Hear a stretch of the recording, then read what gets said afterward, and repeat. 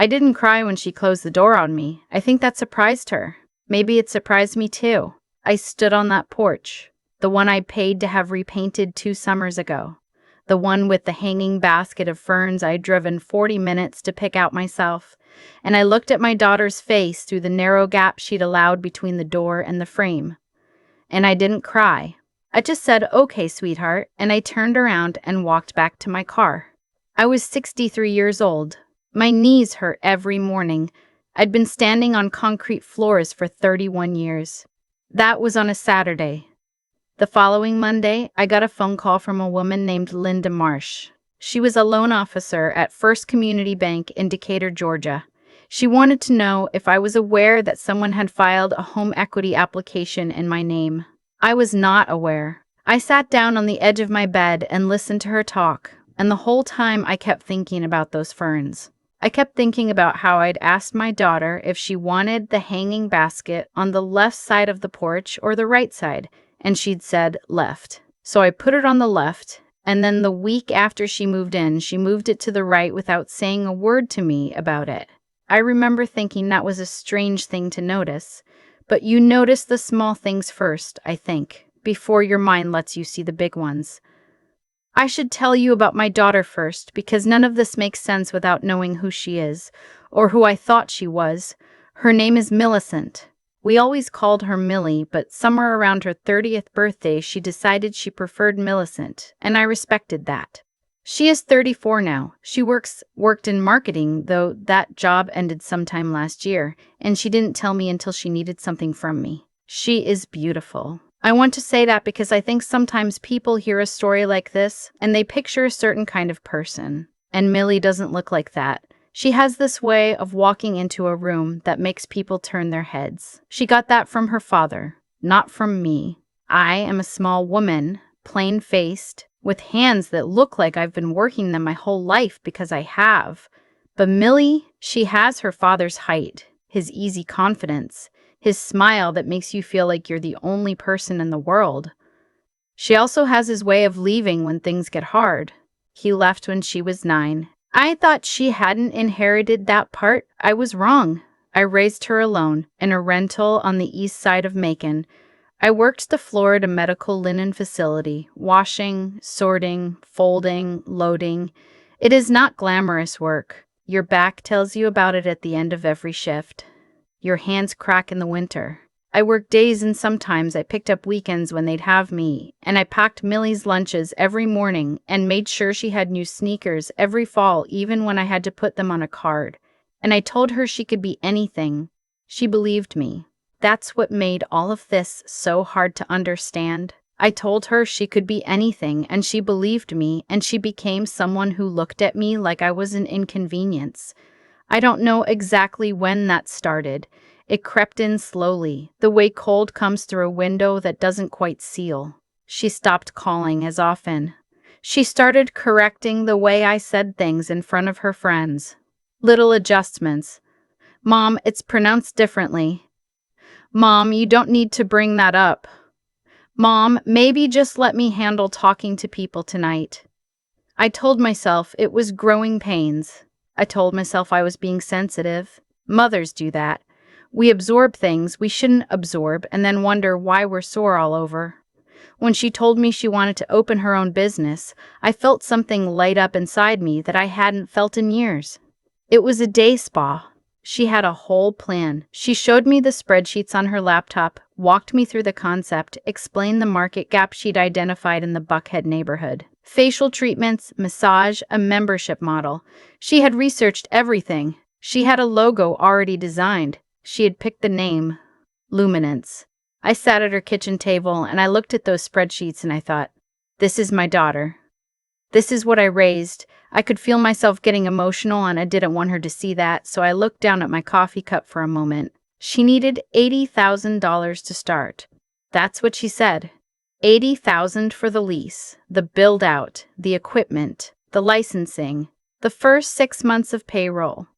She said she'd talked to a small business consultant. She had a plan for paying it back once the business was profitable, probably within 18 months. I had exactly $91,000 in my retirement account. 31 years of working, and that was what I had. I also owned my house outright. I paid it off the year before I turned 60, and that felt like the biggest accomplishment of my life, small as the house was. I did not tell her how much I had. I told her I would think about it. I thought about it for 2 weeks. I talked to exactly one person about it, my friend Sandra, who I've known since we were both young mothers at the same church on Forsyth Street. Sandra said, "Lorene, don't do it." She said it plain, just like that. She said, "She hasn't earned that kind of trust yet." I thought Sandra was being hard on Millie. Millie was my daughter. I had watched her learn to read, watched her graduate high school, watched her walk across a stage and take a diploma with her name on it. I knew her. I called Millie on a Tuesday night and told her I would give her $75,000. I said I wanted to keep a small cushion for myself. She cried. She said, "Mama, I'm going to make you so proud." I cried too. I really did. I wrote the check in April. She opened the spa in June. The first time I went to see Luminance, it was a Thursday afternoon, 2 weeks after she opened. I'd asked if I could come and she said yes. Just come before noon, it's quieter then. I got there at 11. It was a beautiful space. I'll give her that. Soft lighting, eucalyptus scent, marble at the front desk. It looked exactly like the pictures on her Instagram that I followed but never commented on because she'd asked me not to. I stood in the doorway and felt that same thing I'd felt at her kitchen table. Pride. Plain, clean pride. And then her assistant, a young woman, very polished, very buckhead, looked up from the desk and said, with the kind of smile that doesn't reach the eyes, "Oh, are you the cleaning service?" I was wearing my good cardigan, the navy one. I said, "No, I'm Millicent's mother." The girl's expression changed in a way I couldn't quite read. She said, "Oh, of course. Let me get her." Millie came out from the back and she hugged me, but it was a short hug, the kind you give someone at a work event. She showed me around quickly. She kept her hand at my elbow like she was steering me rather than walking beside me. When one of her clients came through the front door, a woman in workout clothes with a yoga mat under her arm, Millie turned to her with the full version of her smile and said, "Mrs. Patterson, you're going to love what Kara has planned for you today." She did not introduce me. I drove home telling myself it was just a busy day. She was new to this. She was nervous. Owning a business is stressful. I told myself that for 2 months. In August, I called her on a Sunday and said I was thinking about coming by the spa that week just to see how things were going. She got quiet for a moment, that particular quiet she has when she's thinking of how to say something, and then she said, "Mom, I think it's better if you don't come to the spa." I said, "What do you mean?" She said, "The clientele we're building. It's a very specific demographic." And I just think, you know how you can sometimes make things awkward without meaning to. I sat with that for a moment. Then I said, "Millicent, I gave you $75,000. She said, "I know that, Mom, and I will pay you back. But this is my business, and I need to protect it." Protect it. That was the word she used, like I was something to be protected against. I said, "Okay," and I hung up the phone and I sat in my kitchen for a long time without moving. Outside, my neighbor's kid was riding his bike up and down the sidewalk. I watched him through the window. He must have gone up and down that sidewalk 30 times before I got up and made myself a cup of tea. September came, then October. She texted more than she called, and the texts were short. "Good," or "busy but okay," or "talk soon." I sent her a birthday card with $100 in it because that's what I always did, and she texted me a heart emoji. Sandra came over one Friday night in October, and I showed her the texts, and Sandra said, "Lorene," in the tone of someone who is trying very hard not to say "I told you so." I said, "Maybe she's just really busy." Sandra said, "Maybe." In November, I noticed something. I was trying to refinance my mortgage. I was looking into a line of credit just to have something in reserve. And when I logged into the credit monitoring service I'd signed up for a few years back, something was wrong. There were 2 hard inquiries on my credit from lenders I'd never contacted. And there was something else. A loan application, filed 5 weeks earlier, for $40,000 using my name, my social security number, and my home address. I sat very still for a minute. Then I picked up the phone and called my daughter. She didn't answer. I called again. She picked up on the 3rd call and said, "Mom, I'm with a client." I said, "Did you take a loan out in my name?" She didn't say anything for what felt like a very long time. Then she said, "I was going to tell you. I want to be honest with you about what came next, because I've heard these stories where the mother cries and yells and it turns into a big dramatic scene. That's not what happened. I am 63 years old. I have been handling hard things alone since I was in my early 30s, and I have learned that the first thing you do when something terrible happens is not feel it. You deal with it. You feel it later when you're safe." So I said, "How much?" She said the $40,000 from the loan application. She also told me, slowly, in pieces, like she was hoping I'd stop her before she got to the end, that she had also put 2 of my credit cards in deferment under my name without telling me, cards I hadn't used in years. She'd found them in my file box when she was helping me move some things last Christmas. I had let her help me because she'd offered and I hadn't wanted to say no. I didn't know she'd taken photos of the numbers.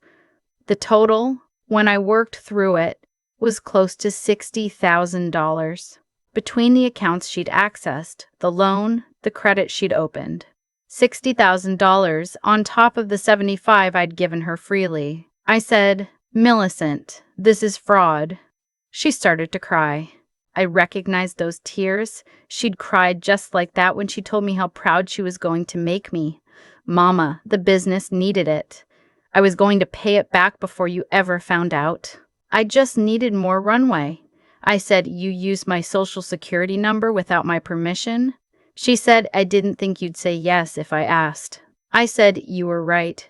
Then I told her I needed to go and I hung up the phone. Linda Marsh, the loan officer at First Community Bank, was the one who had flagged the application. She told me later that something about the documentation looked off. The address didn't match the borrower profile in the way she expected, and she'd pulled the full credit report and noticed the age of the accounts didn't line up with the loan history on file. She called me instead of processing it. I don't know what would have happened if she hadn't. I filed a fraud report with the Federal Trade Commission that same night. I printed the forms from their website, identitytheft.gov, and filled them out at my kitchen table with my reading glasses on and my tea going cold. I called my bank first thing the next morning and they flagged all 3 of my accounts. I called the credit bureaus and placed fraud alerts. I called a lawyer. I found her through the local bar association referral line, a woman who handled financial fraud cases, and I made an appointment for the following Thursday. I did not call Millie. She called me 6 times between Tuesday and Thursday. I let them all go to voicemail. On the 7th call, I picked up and I said, "I've spoken to a lawyer. You should speak to one too." And then I hung up. My lawyer's name was Ms. Paulette Vickers. She was in her mid-50s, practical, no nonsense, with a row of framed credentials on her wall and a box of tissues on her desk that I was glad was there because I used it. She walked me through what I was dealing with. The unauthorized loan application constituted identity theft under Georgia law, the credit card access was fraudulent misuse of financial accounts, and I had standing to pursue this both civilly and through law enforcement. She asked me what I wanted to do. I said I wanted my name cleared and my credit protected. I said I didn't want my daughter to go to prison. I said I didn't know if that was foolish. Miss Vickers said it wasn't foolish. She said it was a choice I could make, but it would require my daughter's full cooperation and restitution. I said I understood. What happened next? I will try to tell you without making it sound cleaner than it was, because it wasn't clean. There was a confrontation. Millie came to my house. She showed up unannounced on a Saturday morning, which she had not done in months. And she stood in my kitchen, and she was not the same person who had cried happy tears at that table when I wrote her the check. She was someone I didn't fully recognize. She told me I was destroying her business, that if this went any further, she would lose everything, that I was her mother and I was supposed to be on her side. I said, I have always been on your side. That's how you ended up with $75,000 of my retirement money. She said, I'm going to pay you back. I said, yes, you are. That's going to be part of the agreement. She said, what agreement? I told her, Ms.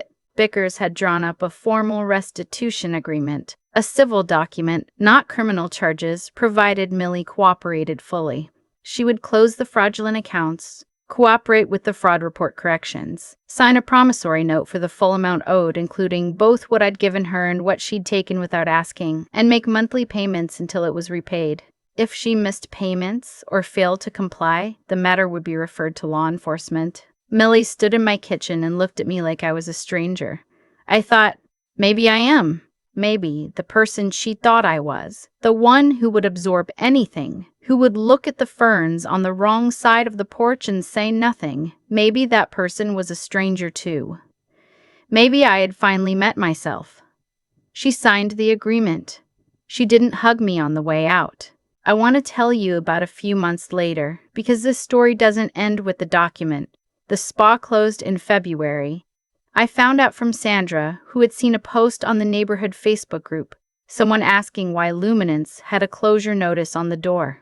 I sat with that information for a few days before I let myself feel anything about it. When I did, I felt sad. That surprised me.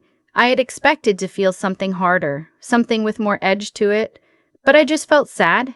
She had worked so hard on that vision, the logo, the spreadsheets, the scent of eucalyptus. It had been real to her. I believe that. She has kept up with the payments. Smaller than we'd hoped. She took a job at a hotel, front desk. And it doesn't pay well, but she has not missed one. That counts for something. I'm not ready to decide yet how much. We don't talk regularly. She texted me on my birthday in January. It said, "Happy birthday, Mom. I hope you have a good day." I looked at it for a long time before I wrote back. I wrote, "Thank you, sweetheart," because she is still my sweetheart, even now. That part I could not take out of myself if I tried. I want to say something to you, if you are listening, because I think some of you are in something like this. Not the exact situation, but the feeling underneath it. The feeling of having given everything and then found yourself on the outside of the door anyway, wondering what you did wrong. You didn't do anything wrong. I spent a long time turning this over, looking for my mistake, looking for the place where I had failed her. And there are things I would do differently. Sandra was right, and I should have listened to Sandra, and I should have trusted my instincts when I felt them in August instead of explaining them away. Those are real things. I own them. But I did not cause what she did. I didn't make her take photos of my credit cards. I didn't make her decide that I was something to be managed, something that didn't fit the image she was building. That was hers. That belongs to her. What I know is this. I am 63 years old and I still have my house. I still have my credit, now repaired and monitored carefully. I have Sandra. I have my health, mostly. My knees still complain, but what can you do? I have a retirement account that is smaller than I'd hoped, but growing again now that I'm contributing to it again. And I have the one thing I didn't know I was looking for when all of this began, which is the knowledge of exactly what I will and will not accept. That's not nothing. That took me 63 years to learn and my daughter's betrayal to make clear. And I will not pretend it didn't cost me. But I have it now. I carry it. The ferns are still on my porch now. I bought new ones in the spring, after everything. I put them on the left side, which is where I wanted them in the first place. They're doing beautifully. I've had a lot of time to sit with what happened, not to replay it over and over the way I used to.